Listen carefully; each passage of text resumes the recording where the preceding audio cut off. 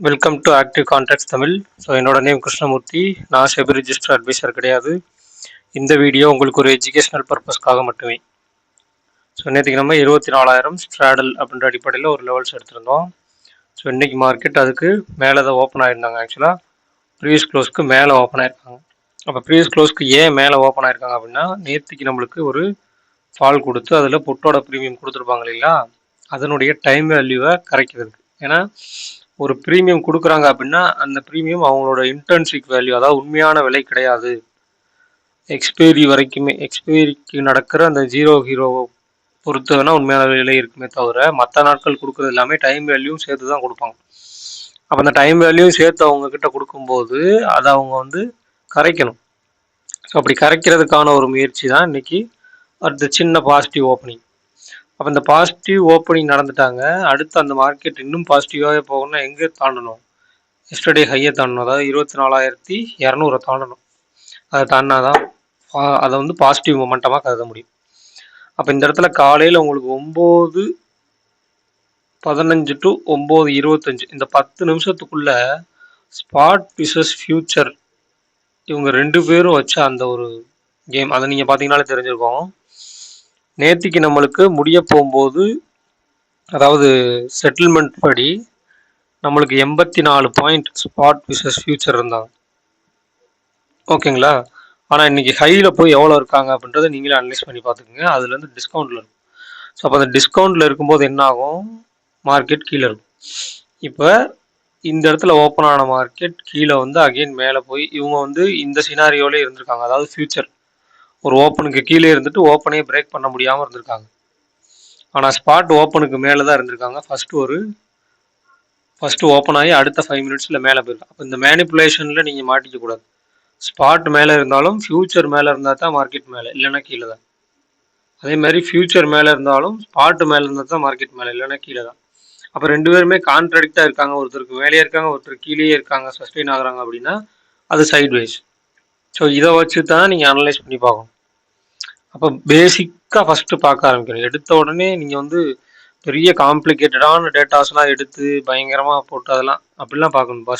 முதல்ல மார்க்கெட்டை பேசிக்காக பார்க்க கற்றுக்குங்க. ஸோ பேசிக்காக ஒருத்தர் எதுவுமே தெரியாத, எந்த ஒரு டேட்டாவுமே தெரியாத ஒருத்தர் பார்த்தா எப்படி பார்ப்பார்? மார்க்கெட் இன்னைக்கு ஓப்பனுக்கு மேலே இருக்குது, ப்ரைஸ் க்ளோஸ்க்கு மேலே இருக்குது. ஸோ ஸ்பாட்டும் ஓப்பனுக்கு மேலே இருக்கா, ஃபியூச்சருக்கும் ஓப்பனுக்கு மேலே இருக்கா, இருந்தால் அதுக்கு அடுத்து ஃபர்தராக மொமெண்டம் கொடுக்கறதுக்கு அப்புறம் தான் என்ன டேட்டான்றதை நீங்கள் உள்ளே சேர்க்கணும். ஸோ அப்போ ஒரு பேசிக் ரொம்ப அடிப்படையாக தான் மார்க்கெட்டை பார்க்கணும். அதுக்கப்புறம் தான் அதில் டேட்டாஸை நீங்கள் ஜாயின் பண்ணணும். எடுத்த உடனே நீங்கள் டைரெக்டாக இப்போ என்ன சொல்கிறது, ஒரு இம்ப்ளாய்டு வாலட்டிலிட்டி அப்படின்றத நம்ம குறிப்பிட்ட எல்லைக்குள்ளே எப்படி வேலை செய்கிறாங்கன்றதை தான் பார்க்க சொல்லியிருக்கோம். அப்போ டைரெக்டாக போனோன்னே நீங்கள் எடுத்தோடனே இம்ப்ளாய்டு வாலட்டிலிட்டி பார்க்கக்கூடாது. ஏன்னா மார்க்கெட் எந்த சினாரியோவில் இருக்குன்னு பார்த்துட்டு அதுக்கப்புறம் தான் implied volatility, active contracts, option premium இதெல்லாம் கால்குலேட் பண்ணணும். ஸோ அதை தெரிஞ்சுக்கணும். முதல்ல பேசிக்காக பார்க்க தெரிஞ்சுக்கணும். ஸோ நம்மளுக்கு நல்ல ஒரு ஃபால் கொடுத்துருக்காங்க. அப்போ இன்னைக்கு முடிஞ்ச டேபிள் எப்படி கொடுத்துருக்காங்க அப்படின்னா, நம்மளுக்கு ஒன்று 23,500, அடுத்து 23,000. இதுதான் ஒரு மிகப்பெரிய சேலஞ்சிங்காக இருக்கும். இப்போ இந்த இடத்துல நம்மளுக்கு ஒரு மல்டிபிள் ஹெட்ஜு புட் சைடுன்னு சொல்லுவோம், மல்டிபிள் ஸ்ட்ராங்கிள்னு சொல்லலாம். இந்த மல்டிபிள் ஸ்ட்ராங்கிள் புட் சைடு வச்சுக்கிறாங்க. அப்போ அந்த மல்டிபிள் ஸ்ட்ராங்கிள் புட் சைடுனா என்ன அர்த்தம்னா, ஒரு கால் ஆப்ஷன் அடுத்தடுத்த புட் ஆப்ஷனோட போட்டி போடுறது. அப்போ அந்த 24,000 கால் ஆப்ஷன் 23,600 கூட, 700 கூட, 600 கூட, 500 கூட, இது எல்லாரு கூடயும் போட்டி போட்டு இங்கே 24,000 வரணும். இதுதான் லெவல்ஸ். அப்போ ஓவரால் நீங்கள் கீழேருந்து நீங்கள் எடுத்தால் 23,000 டு 24,000, மிட் பாயிண்ட் 23,500. ஓகேவா? அதே மாதிரி 23,500 டு 24,000 அப்படின்னு எடுத்திங்கன்னா 23,750 அந்த லெவல். அப்போ இன்றைக்கி க்ளோசிங் வச்சுருக்கிறதுலேருந்து மேலே ஒரு 130, 140 பாயிண்ட் இருக்காங்கன்னு வச்சுக்கோங்க. அடுத்து இந்த இடத்துல 23,600 டு 24,000, 23,800, 23,700 டு 24,000, 23,850. அப்போ இந்த லெவலுக்கு எல்லாத்துக்கும் கீழே தான் நிற்கிறாங்க. அப்போ நாளைக்கு இந்த 23,500க்கும் கீழே நின்றுட்டா என்ன ஆகும்? ஃபர்தராக இங்கே போகக்கூடிய சான்சஸ் இருக்குமா அப்படின்றத பார்க்கணும். அப்போ இந்த 23,000த்தையும் கட் பண்ணிட்டாங்க அப்படின்னா என்ன நடக்கும்? அப்போ அந்த 23,000 கட் பண்ணிட்டாங்க அப்படின்னா அதுக்கு கீழே ஃபர்தராக அடுத்தடுத்த டேபிள் சேஞ்சஸ் எப்படி இருக்குன்னு பார்க்கணும். அப்போ 23,000 வரணும்னாலே நம்மளுக்கு என்ன ஆகணும், இங்கே 23,500 கட் பண்ணணும். அடுத்து 23,500க்கும் 23,000க்கும் இடையில உள்ள 23,250 கட் பண்ணணும். அதுக்கப்புறம் தான் 23,000. ஸோ அதை கொஞ்சம் கேர்ஃபுல்லாக நீங்கள் வாட்ச் பண்ணணும். அந்த மாதிரி மிட் பாயிண்ட்ஸு. ரெண்டாவது இந்த மீட்டிங் பாயிண்ட் அப்படின்ற ஒரு விஷயம் பார்க்குறது. ஸோ ரொம்ப ரொம்ப முக்கியம். இந்த ஆப்ஷன் ப்ரீமியத்தில் மீட்டிங் பாயிண்ட் நீங்கள் நிறைய இடத்துல கேள்விப்பட்டிருக்கலாம். அப்போ இந்த மீட்டிங் பாயிண்ட்டை எங்கெங்கெல்லாம் பார்க்கலாம் அப்படின்னு எடுத்திங்கன்னா, ஒரு மார்க்கெட் ஒரு எட்ஜு அப்படின்னு கொடுக்கும்போது, ஒரு ஸ்ட்ராடலோ ஸ்ட்ராங்கிளோ கொடுக்கும்போது அதனுடைய எல்லைகளில் தான் பார்க்கணும். அதை விட்டுட்டு நீங்கள் இடையில எல்லா இடத்துலையும் பார்த்தீங்கன்னா இடையில நிறைய இடத்துல உங்களுக்கு ட்ரேட் கிடைக்கும். அது எல்லாமே ஸ்டாப் லாஸ் அடிக்கும். அப்போது ஒரு ரேஞ்ச் இருக்குது அப்படின்னா அந்த ரேஞ்சோட டாப்லேயோ இல்லை பாட்டம்லேயோ போய் தான் இந்த மீட்டிங் பாயிண்ட் பார்க்கணும். அதர்வைஸ் நீங்கள் மீட்டிங் பாயிண்ட் இடையில எங்கே பார்த்தீங்கனாலும் உங்களுக்கு ஸ்டாப் லாஸ் தான் இருக்குது. ஸோ அதை கொஞ்சம் கேர்ஃபுல்லாக பார்த்துக்கணும். ஸோ அப்போ 23,500 புட் 24,000 கால் அப்படின்னு எடுத்துக்கிட்டா 23,500 மைனஸ் 141 24,000 ப்ளஸ் 57 அப்படின்னு எடுத்துக்கலாம். ரேஞ்சு நம்மளுக்கு பெருசாகவே கிடைக்கும். அப்போ 23,500 மைனஸ் 140ன்னு வச்சுட்டா 23,360.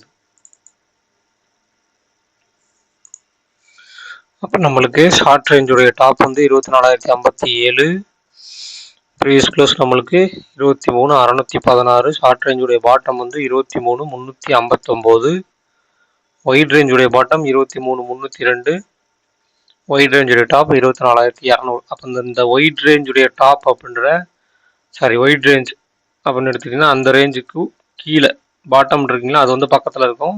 மற்றது எல்லாமே ஷார்ட் ரேஞ்சுடைய டாப்பும் ஒயிட் ரேஞ்சுடைய டாப்பும் நம்மளுக்கு மேலே இருக்கும். ஏன் அப்படின்னா நம்மளுக்கு மேலே இருக்க ஒரு கால் ஆப்ஷன் எடுத்துருக்கும். அப்போ நாளைக்கு மார்க்கெட் எந்த இடத்துல ஓப்பன் ஆகிறாங்க அப்படின்றத வச்சு ஸோ அதுக்கு இடையில நம்ம நியர்பை இருக்கிற ஒரு கால் ஆப்ஷன் ஆக்டிவ் கான்ட்ராக்ட்ஸில் ஒரு ஃபஸ்ட் லெவலுக்கு வரும். ஸோ அதுலேருந்து நம்ம கால்குலேட் பண்ணி எடுத்துக்கணும். உதாரணத்துக்கு இப்போ இந்த 23,616 முடிச்சிருக்காங்க. 23,700 புட் ஐடிஎம் புட் ஆப்ஷன் அந்த இடத்துல இருக்குது.